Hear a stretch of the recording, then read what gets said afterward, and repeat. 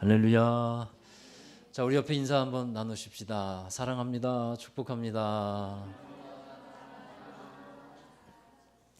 네, 감사합니다. 늑대가 돌아왔다라고 하는 그림책이 하나 있습니다. 이 책의 내용은요, 지난 100년 동안 미국의 옐로스톤 국립공원에서 벌어진 그 생태계 변화를 기록한 그림책인데, 이 옐로스톤 국립공원 관리자들이 순한 동물들만 살려두라 해서 100여 년 전에 늑대들을 모두 사냥해서 없애버립니다. 세월이 흘렀어요. 사람들이 늑대가 이제 사라지면서 일어난 변화들을 보면서 이것은 뭔가 잘못되었다 느낍니다. 그러면서 이제 이 늑대가 사람에게 해로운 동물이 아니다 하는 것을 알고서 늑대를 다시 야생으로 돌려놓으라고 요구를 해요. 그래서 이 캐나다에서 늑대 10마리를 풀어놓게 됩니다. 옐로스톤 국립공원에 다시 늑대가 세월이 지나면서 번식을 하게 돼요. 그때 이제부터 늑대의 이 아름다운 울음소리가, 이 아름다운지 모르겠습니다만 늑대의 소리가 울려 퍼지게 되고, 그리고 놀라운 생태계의 변화가 일어나기 시작해요. 이 늑대들이 엘크 사슴을 쫓아버렸어요. 그러자 엘크 떼가 먹고 치웠던 풀들이 다시 무성하게 자라기 시작합니다. 그리고 나니까 풀 속에 벌레를 잡아먹고 풀줄기로 둥지를 틀 수 있게 된 새들이 다시 돌아왔어요. 자, 늑대가 이제 강가에서 어린 나무들을 쓰러뜨리던 들소들을 내쫓았어요. 그러자 강가에 미루나무가 다시 자라기 시작합니다. 그러자 딱새가 돌아오기 시작했어요. 비보도 돌아와서 미루나무를 가지고 집을 짓고 못을 만듭니다. 그러자 그 못에 물새들과 오리, 물고기, 개구리가 모여들게 돼요. 또 이제 늑대들이 코요테를 잡아먹었어요. 그러자 얼룩다람쥐, 또 토끼, 쥐가 늘어났어요. 그리고 여우와 족제비, 오소리, 독수리가 돌아오기 시작합니다. 늑대들이 먹다 남긴 먹이를 회색곰이 나타나서 먹어치우기 시작해요. 이제 늑대들이 꽃의 줄기 밑부분까지 바짝 갉아먹던 사냥들을 절벽으로 내쫓았어요. 골짜기에 그러니까 꽃이 가득하게 됩니다. 꽃이 가득하니까 벌이 찾아들고 나비가 돌아왔어요. 더 놀라운 것은 이 강의 흐름도 바뀌어버렸다는 거예요. 강의 구비가 줄어들게 되었고, 급류지역이 늘어났고, 웅덩이가 많아졌어요. 이러한 조건은 아주 훌륭한 야생 서식지가 될 수 있었다 하는 겁니다. 옐로스톤 국립공원의 생태계의 균형이 다시 바로 잡히게 되었다는 거예요. 제가 이 말씀을 드리는 것은 4대강을 환원하자라고 말씀드리는 게 아니고, 이 모든 것이 무엇으로부터 시작되었느냐 하는 거예요. 10마리의 늑대입니다. 10마리의 늑대로부터 아주 작은 것 같은 변화가 오랜 세월이 지나고 나니까 누구도 상상하지 못한 변화를 만들어내더라 하는 것입니다. 여러분, 이 10마리의 늑대를 옐로스톤 공원에 넣어둔 사람은 무엇을 바라봤을까요? 망가진 생태계가 다시 활발하게 살아날 수 있는 그 큰 그림을 바라봤다는 거예요. 그 세계를 바라봤다는 겁니다. 우리가 삶을 살아갑니다. 그런데 여러분, 우리는 하루살이처럼 삶을 살아갈 수 없어요. 하루하루 연명해 가듯이 살지 말아야 한다는 것입니다. 우리가 사는 세상을 어떻게 바라볼 것인가? 앞으로 이 세상은 어떻게 될 것인가? 이러한 관점을 가지고서 좀 살아가야 한다는 거예요. 좀 생각을 갖고서 새로운 바른 관점을 갖고서 살아가야 한다는 것이죠. 우리가 갖추어야 하는 이 세상을 보는 눈은 과연 무엇이란 말입니까? 여러분, 이것은 성경적인 관점 또는 성경적인 세계관이어야 한다는 거예요. 세상에서 과학이 말하는 관점이 있습니다. 또 경제가 말하는 관점들이 있습니다.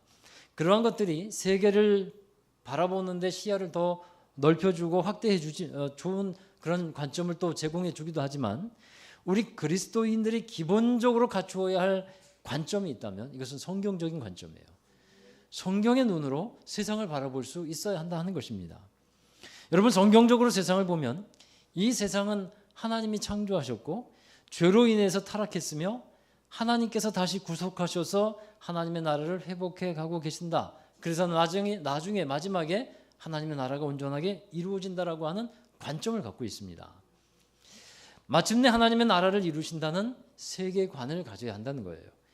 여러분 우리 이 부분에 더 명확해져야 합니다. 노란색 안경을 쓰고 세상을 보면 노란색으로 보입니다. 빨간색을 쓰면 세상이 빨갛게 보일 겁니다. 그와 같이 우리가 이 성경이라고 하는 렌즈를 끼고서 세상을 보자 하는 거예요. 그렇게 되면 하나님께서 하시는 일들, 또 앞으로 하나님께서 이루어 가신 일들이 더욱더 분명하게 보이게 될 것입니다.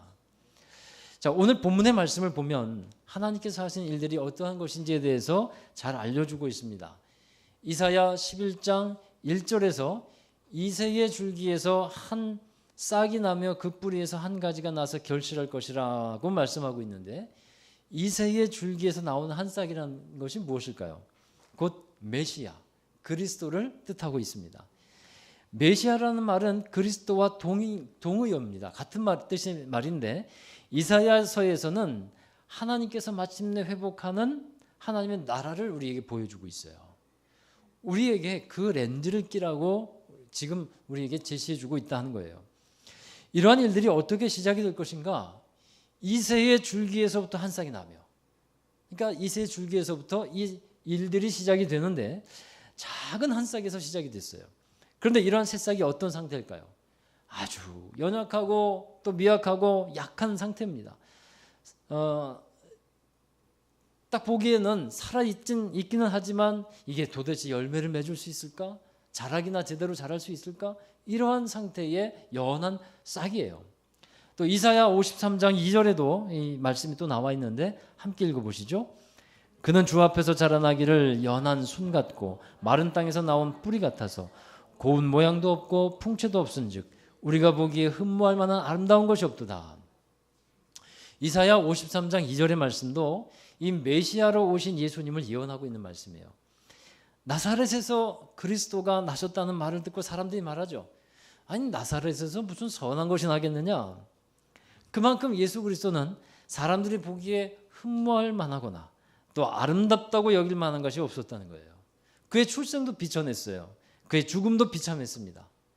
그럼에도 불구하고 예수님은 세상을 바꾸셨어요. 이 세상에 소망이 되어 주셨습니다. 하나님의 나라를 이루어 갈 수 있도록 예수님께서 열어주셨어요. 여러분, 그러면 예수님은 어떤 분인가? 2절에서부터 5절을 한번 보십시오. 여기에 보면 메시아 예수님의 특징이 나오고 있는데요. 그는 여호와의 영으로 충만해졌다. 꼭 성령께서 함께 하신다는 겁니다. 여호와의 영에 대한 특징에 대해서는 그 다음에 말씀하고 있는데 2절에 자세하게 나오죠. 지혜와 총명의 영, 모략과 재능의 영, 지식과 여호와를 경외하는 영이라고 말하고 있어요. 그러니까 이 말씀대로 여러분, 성령이 함께하는 사람이 될 때 지혜가 있는 거예요. 그리고 총명하게 되고 지식에도 뛰어나게 하셔서 여러 재능을 발휘할 수 있게 하고, 그렇게 하게 하시는 분이 바로 성령님이시라 하는 것을 말씀하고 있어요.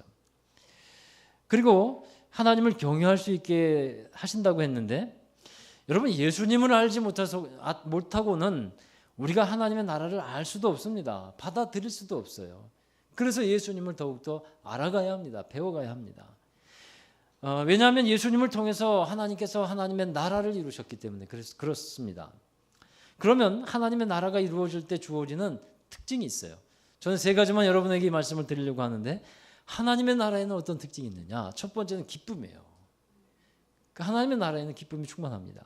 2절과 3절에 이어지는 말씀을 한번 우리 주목해 볼 필요가 있는데, 2절의 마지막에 보면 여호와를 경외하는 영이 강림할 것이라고 했고, 이어서 3절에서는 그가 여호와를 경외함으로 즐거움을 삼을 것이라 했습니다.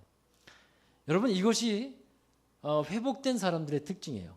하나님의 나라를 품고 살아가는 사람들의 특징이에요. 여호와를 경외하는 기쁨, 여호와를 경외하는 즐거움이 있다 하는 것입니다. 하나님을 경외하고 예배하고 하나님과 함께하는 것이 기쁨이고 즐거움이 된다는 거예요. 여러분, 우리에게 이 기쁨과 즐거움이 누려질 수 있게 되기를 주의 이름으로 축원합니다. 하나님의 자녀가 된 사람들에게 주어진 특권이 바로 이런 거예요. 여러분, 강아지를 키우는 사람도 강아지를 좋아하게 되면 강아지 때문에 즐거워요. 강아지 때문에 기쁘고 강아지 때문에 슬프기도 합니다. 우리 자녀들이 엄마 아빠가 준 장난감 선물을 받아들고서 정말 기뻐하고 즐거워합니다. 그때 엄마 아빠는 그것을 주고도 아까워하지 않잖아요. 주고 그 노는 모습을 보고 기뻐하는 모습을 보면서 함께 기뻐합니다.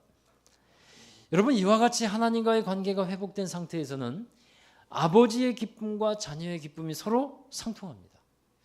하나님을 경외하고 예배하는 것이 즐거워요. 저는 정말 소원합니다. 우리 교회 여러분들이 예배를 기뻐하고 예배를 즐거워할 수 있는 상태가 되기를 진심으로 소원합니다.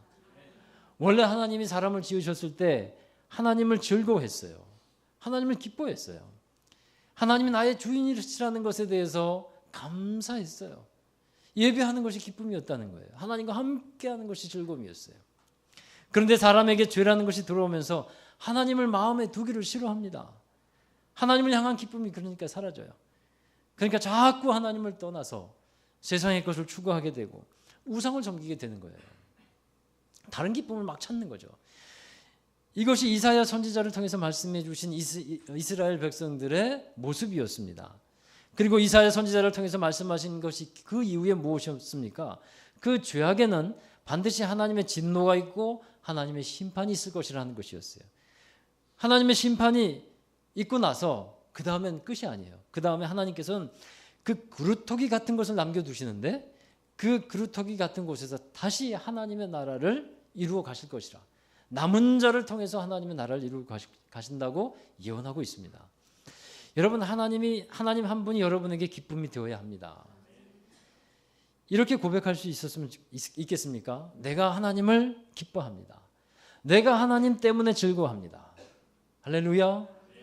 여러분, 우리가 여러 가지 다른 일로 인해서 많이 기뻐할 수 있죠. 그러나 그것 외에 오직 하나님만을 생각하고 하나님 때문에 즐거워할 수 있는 것, 그 사람은요, 하나님의 나라가 그 안에 회복된 사람이에요. 하나님 때문에 즐거워해요. 두 번째, 하나님의 나라의 특징은 공의라고 하는 특징을 갖고 있어요. 자, 이사야 11장 4절에서 5절 함께 읽어보겠습니다.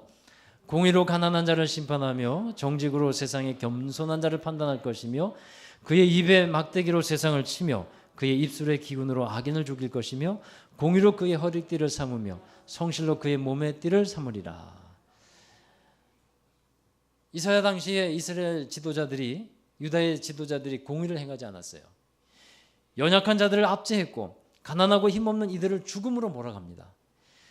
그러나 메시아 그리스도는 공의와 정직함으로 세상을 통치하고 다스렸습니다.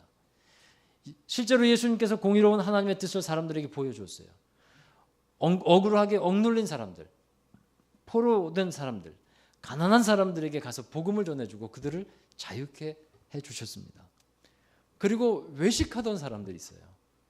위선으로 행하던 사람들, 말은 그럴듯한데 속에는 그렇지 않은 사람들, 말은 하나님을 찬양하고 사랑한다고 하는데 속에는 도둑과 같은 거짓된 것들이 있는 사람들, 그 사람들 바리새인들에게 가서 예수님 뭐라고 말합니까?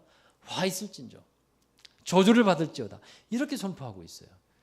예수님께서 무슨 자격이 있어서 그런 말씀을 행할 수 있었을까요? 예수님이 왕으로 오셨기 때문에 그래요. 공의를 가지고 재판할 수 있는 왕으로 오셨기 때문에 예수님께서 그 말씀을 하실 수 있었다 하는 것입니다. 여러분, 사람들이 왜 공의로운 판단과 행동을 하지 못할까요? 오늘 말씀에 2절에 나와 있지만 2절에 나와 있지만 3절이죠. 3절에 나와 있지만 눈에 보이는 대로 귀에 들리는 대로 행하기 때문에 그래요. 그래서 불의한 일에 빠집니다. 눈에 보이는 좋은 것대로 행하니까. 그러나 그리스도는 하나님의 공의로 판단하고 행하셨다 하는 말씀이에요. 여러분, 사람이 또 공의롭고 정직하지 못하게 되는 것은요, 자기의 유익과 이익만을 쫓으려고 하기 때문에 그래요. 이상하게도 자기의 유익과 관계되지 않은 것에는 아주 공의로운 잣대를 들이댑니다. 엄격합니다.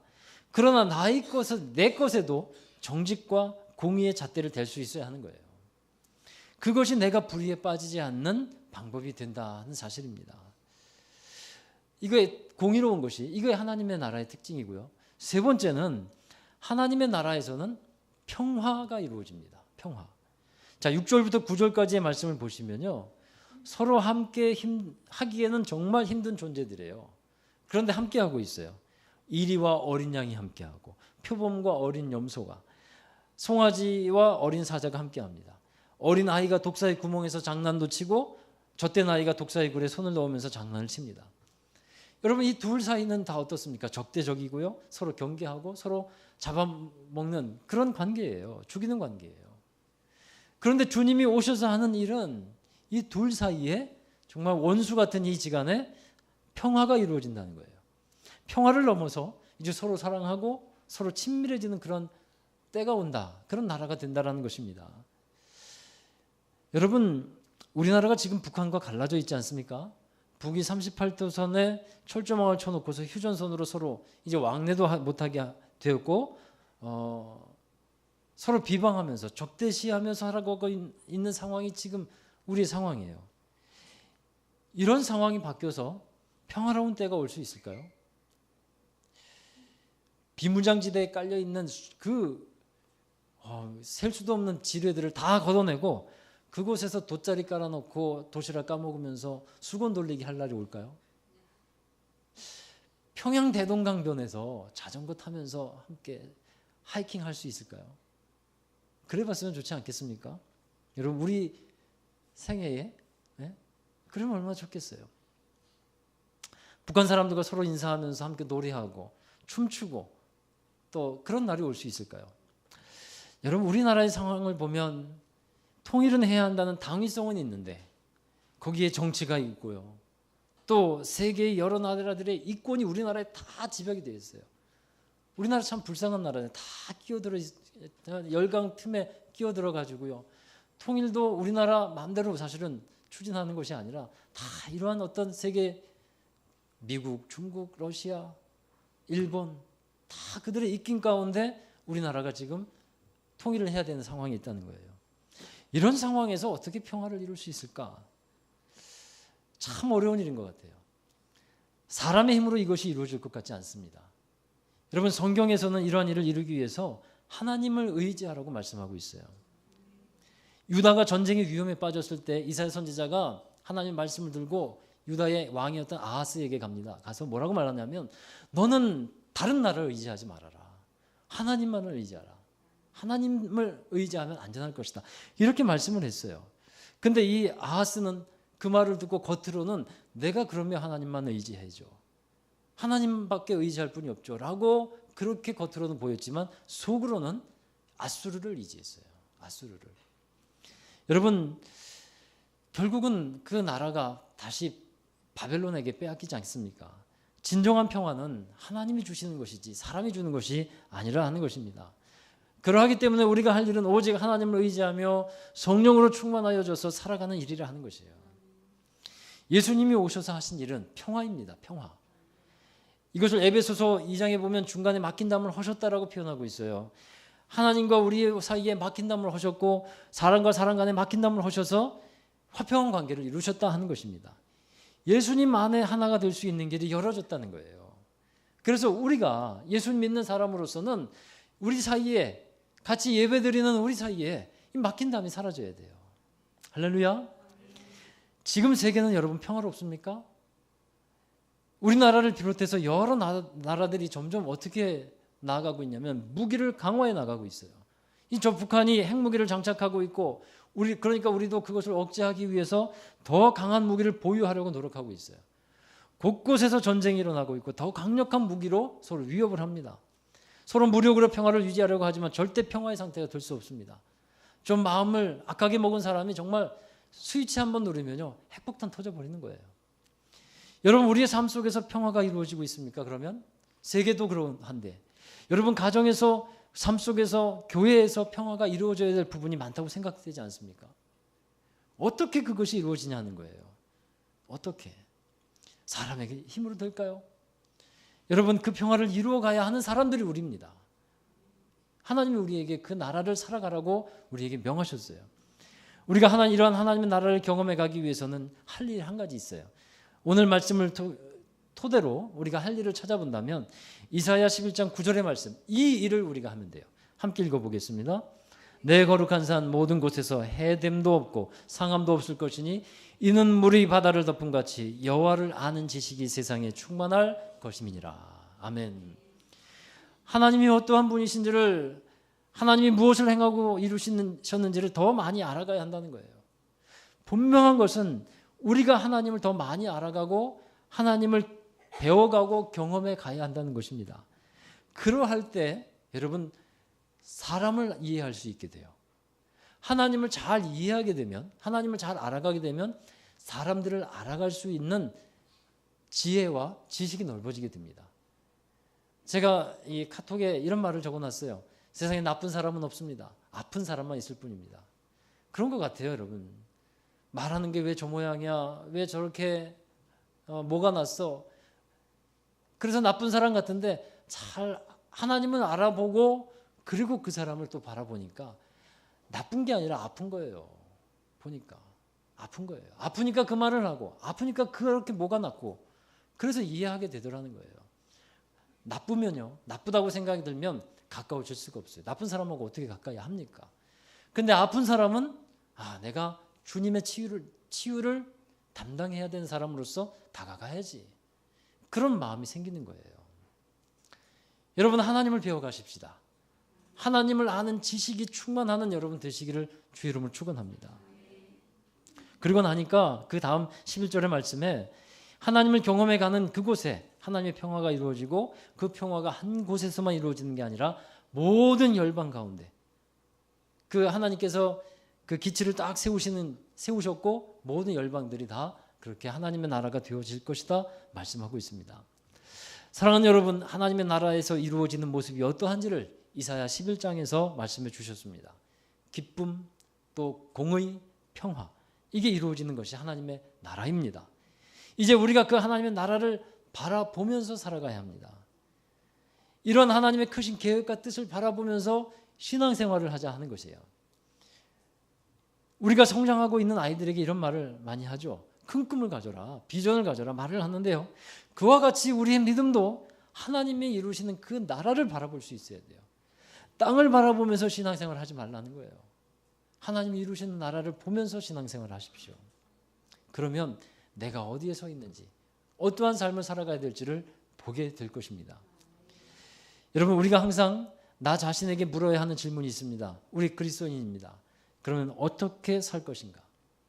사람들은 말합니다. 먹고 사는 문제도 지금 힘들고 자식 키우는 일도 버겁고 살아가야 하는 문제들이 아주 산적하게 쌓여 있는데 어떻게 살라뇨? 그건 무엇이 중요합니까? 그냥 힘든 일 빨리 이렇게 헤쳐나가야죠. 근데 여러분, 우리가 돈을 벌어도 어떤 다른 일에 바쁘다 할지라도 우리가 지금 어느 시대에 살고 있는지 우리를 향한 하나님의 뜻이 어떠한지를 분명히 분별하면서 있어야 한다는 거예요. 그러할 때 우리 안에 작은 변화가 필요합니다. 하나님이 이루시는 나라를 바라보면서 기쁨, 이 변화가 필요해요. 공의, 평화, 이 변화가 필요합니다. 여러분, 설교의 처음 부분에 제가 예를 들었던 이야기에 늑대 10마리가 그 땅에 들어가 살았을 때 놀라운 생태계 변화가 일어났잖아요. 말이 좀 이상한 것 같지만 여러분, 이러한 변화를 일으키는 늑대가 되시기 바랍니다. 설교 앞뒤 다 자르고서 목사님이 늑대되라고 했다고 그러면 곤란하고요. 늑대가 들어갔을 때 비정상적인 것들이 하나하나씩 걷어지기 시작했잖아요. 새로운 근본적인 변화가 일어나기 시작했잖아요. 그러니까 우리가 하나님의 영으로 충만해지고 예수로 충만해져서 삶을 살아가게 될 때 우리 안에서 새 일을 시작하신 이가 그 하나님의 놀라운 새 역사를 더 많은 곳에 이루어 가게 하실 것입니다. 작고 연약한 순 같은 예수 그리스도가 하나님의 나라를 이루었듯이 사실 우리 연약하고 미약합니다. 그렇지만 여러분을 통해서 하나님의 나라가 이루어지는 회복의 역사가 일어나기를 다시 한번 주의 이름으로 축원합니다. 자, 기도하겠습니다. 우리 왕 되신 주님을 찬양합니다. 주님께서 우리의 삶에 간섭하시고 행하여 주실 때 우리의 마음에, 우리의 삶에, 또 이 나라의, 세계의 하나님의 그 비전과 역사가, 하나님의 나라가 이루어지게 될 줄로 우리는 믿습니다.